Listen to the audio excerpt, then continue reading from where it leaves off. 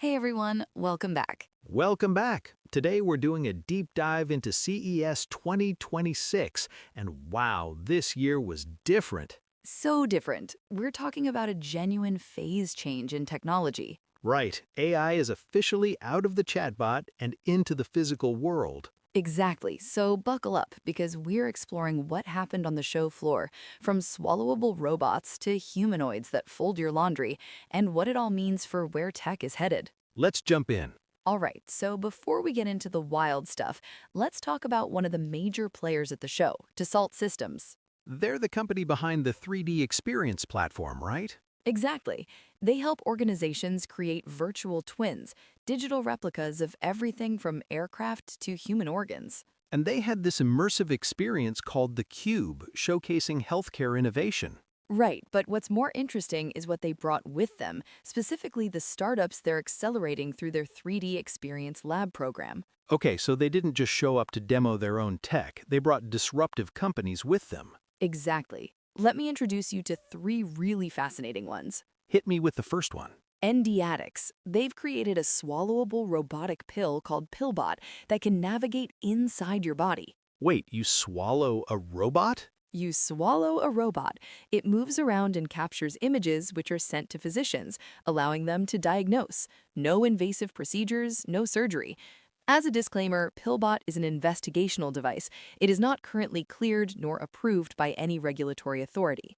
That's incredible. Think about how many people avoid endoscopies because they're uncomfortable and can take many months to book an appointment. Exactly. Endiatx is removing that barrier completely. What's the second one? 3K Nano. They're developing biosensors powered by advanced nanomaterials. Biosensors aren't new though, right? No, but most are slow and expensive. 3K Nano is making them faster, more affordable, and accessible for point-of-care diagnostics in resource-limited settings. So it's about democratizing access. You've got it. And third is Biomotum, smart assistive devices for people with mobility impairments. How big is that market? Over 1 billion people globally, Biomotum is creating technology that enables better movement and independence. That's huge. Quality of life, human dignity. Absolutely. Now, I heard there were also some startups from the SolidWorks program at the show. Yes, one that stood out was Auum.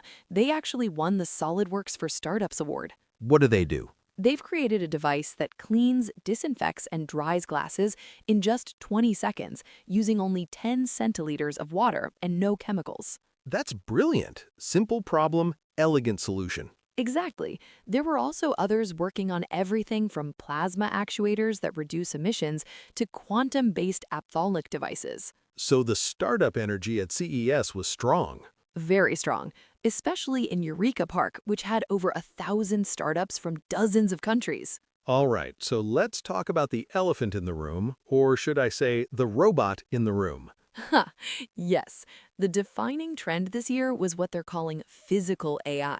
Break that down for me. AI moving out of software and into hardware that can move, interact, and perform manual labor. So we're talking robots. We're talking robots. This is the year the robot butler became a tangible product line rather than a concept. Give me examples. LG debuted CLOi, a home robot that folds laundry, unloads dishwashers, and preps simple meals. Wait, it actually folds laundry? It actually folds laundry. SwitchBot showed the Onero H1 doing similar tasks. What about the big players? Boston Dynamics unveiled the Electric Atlas, integrated with Google Gemini AI for complex reasoning, already deployed in Hyundai plants. That's wild. What else? Unitree showcased the G1 model at $13,500, performing high-speed martial arts. $13,500? That's almost affordable for a humanoid robot. Right? And you had Chinese companies dominating the show. 21 of 38 robotics booths were Chinese manufacturers. Now, I heard something interesting about AI pets and emotional companions. Oh man, this was everywhere. The rise of robotic companions designed to combat loneliness and provide emotional support. That sounds both fascinating and a little dystopian. I know what you mean, but the pitch is that these create connection rather than isolation. Give me an example. SwitchBot unveiled an AI pet, a furry robotic teddy bear that talks, displays emotions, and grows with its users. Grows with them? Yeah, it can show happiness, sadness, loneliness, hunger, even jealousy. Each emotion has its own facial pattern and voice. That's sophisticated. There was also Suikar, a pocket pet from a Chinese startup called Takway. It's like a Tamagotchi, but with AI. It grows from an egg to teenager to adult based on user interaction. So it's responding to how you treat it. Exactly.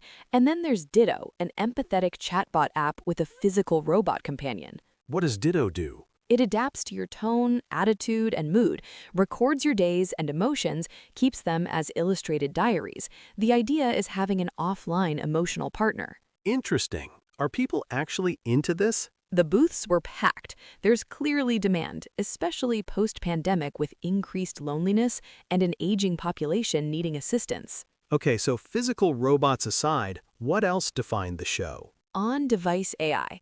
The next chip war has shifted from raw power to edge AI efficiency. So what does that mean in practice? New chips from NVIDIA, Intel, and AMD allow devices to process massive AI models locally, improving privacy and removing the need for cloud subscriptions. So your device doesn't need to phone home to do AI stuff. Exactly.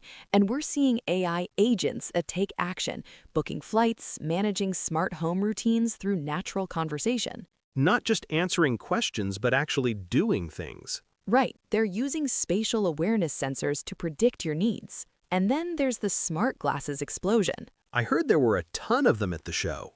Following Meta's success with Ray-Bans, CES 2026 saw smart glasses from TCL, Xreal, Rocket, all focusing on discrete visuals and real-time translation. What stood out?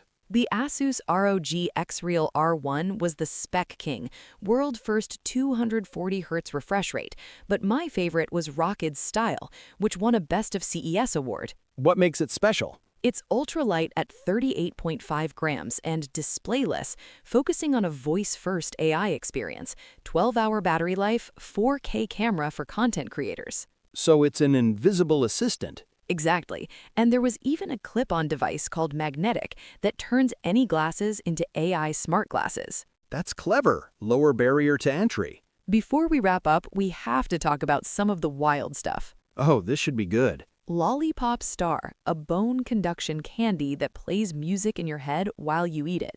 I'm sorry, what? Yeah, apparently someone tried it at the show and said it was just low music on repeat. Very unnecessary, but it caught everyone's attention. That's peak CES right there. There were also 3D printed shoes you could potentially print at home, an owl-shaped security camera that works even with Wi-Fi jamming, and get this, an ultrasonic chef knife that vibrates 30,000 times per second to reduce cutting force by 50%. That actually sounds useful. Right? Not everything is a gimmick. So, as we wrap things up, what's the big takeaway here? CES 2026 marked a genuine turning point. We're past the era of AI being confined to screens and chatbots. It's in the physical world now. Exactly. Robots that do household chores, companions that provide emotional support, wearables that diagnose disease, glasses that translate in real time. What about the startups? What role are they playing? They're driving the innovation. Companies like Endiatx, 3K Nano, Biomotum, they're solving real problems with breakthrough technology. And getting support from established players like Dassault Systems to accelerate. Right, it's this whole ecosystem converging. So, to everyone listening, here's the question worth thinking about. We're entering an era where AI doesn't just answer questions, it does things. It moves, it interacts, it lives in our homes. The question isn't whether this is coming, it's already here. The question is, how do we make sure these technologies actually improve lives rather than just add complexity? And on that note, if you're curious about any of these innovations, the startups are out there, raising funding, building prototypes, shipping products. The future isn't in a lab anymore. It was on the show floor at CES 2026. Stay curious, keep those questions coming. And until next time, keep pushing the boundaries of what's possible. Thanks for listening.